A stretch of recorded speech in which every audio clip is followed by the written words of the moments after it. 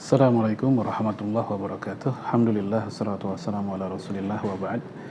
Sekarang kita masuk akhlak terhadap diri sendiri. Ada beberapa akhlak yang mesti kita perhatikan sebagai hamba Allah, sebagai seorang muslim. Yang pertama yaitu muhasabah. Ya, kita menghisab diri kita, mengevaluasi diri kita, sudah apa saja yang telah kita lakukan, baik hal-hal positif dan hal yang negatif. Untuk hal positif bisa kita ambil pelajaran untuk kita ulangi lagi. Adapun untuk hal yang negatif kita ambil pelajaran untuk kita jangan ulangi lagi. Ya, Umar bin Khattab mengatakan hasibu anfusakum qabla an tuhasabu. Hisablah diri kalian sebelum kalian dihisab oleh Allah pada hari akhir nanti. Dan muhasabah ini merupakan perilaku para solihin zaman dahulu. Dikala mereka menjelang tidur, mereka biasanya bermuhasabah apa yang sudah mereka lakukan di hari itu. Dalam hal peribadatan misalnya, jika ada yang kurang, mereka akan mencoba memperbaiki di keesokan harinya. Jika ada perilaku mereka yang salah terkait orang lain, mereka akan mencoba memperbaiki dan berhubungan baik, minta maaf kepada orang tersebut dan sebagainya. Ini yang pertama, muhasabah. Yang kedua, akhlak yang kedua kepada diri kita adalah yaitu kita melakukan muraqabah. Muraqabah artinya merasa Allah mengawasi kita. Ya, di mana Nabi mengatakan ittaqillaha haitsu ma kunta wa atbi sayyi'ah alhasanata tamhuha wa khaliqin nas bi khuluqin hasanin.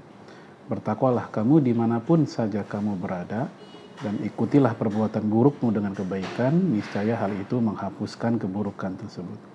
Hadis ini mengajarkan kita untuk senantiasa bertakwa dimanapun saja kita berada. Karena hal itu merupakan cerminan bagian dari muraqabatullah. Kita merasa diawasi oleh Allah di semua keadaan, dikala kita sendiri, di keramaian, di rumah, di kamar, di pasar, di masjid. Dimanapun kita berada, Allah senantiasa melihat dan mengetahui perbuatan kita. Ya, dimana Allah sendiri bilang dalam Al-Quran, Wallahu bima ta'maluna basir. Allah maha melihat apa yang sedang engkau lakukan. Maka muraqabatullah ini salah satu manfaatnya adalah yaitu kita bisa mengontrol perbuatan kita hingga sampai sekecil-kecilnya supaya tidak masuk kategori yang membuat Allah murka kepada kita. Ini yang kedua. Yang ketiga yaitu mujahadah, serius, sungguh-sungguh dalam melakukan hal-hal tadi. Sungguh-sungguh dalam muhasabah, sungguh-sungguh dalam muraqabah, dan tentunya sungguh-sungguh dalam aktivitas hal-hal yang terkait dengan tugas kita di dunia. Baik sebagai suami, anak, atau istri, atau sebagai anggota masyarakat, atau sebagai pegawai, termasuk di tempat kita berada. Maka dengan mujahadah ini semua akan mendapatkan hasil yang terbaik.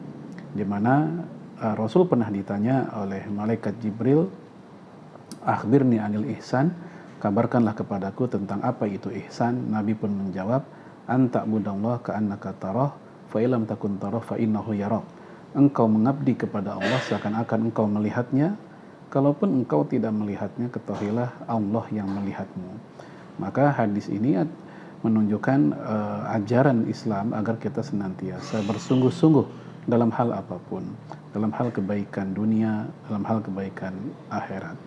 Yang terakhir, akhlak kepada diri kita adalah jangan memasukkan diri kita ke dalam jurang kerusakan.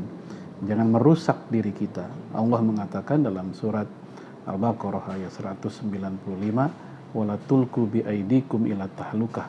Janganlah kamu menyeret dirimu sendiri dalam jurang kehancuran, kebinasaan. Maka semua aktivitas yang merusak diri kita itu terlarang. Seperti melukai diri sendiri, atau misalnya merokok, narkoba, dan semisal itu, hal itu terlarang di dalam syariat. Karena Rasul mengatakan la dharara wa la dirar, jangan merusak diri sendiri dan juga jangan merusak orang lain.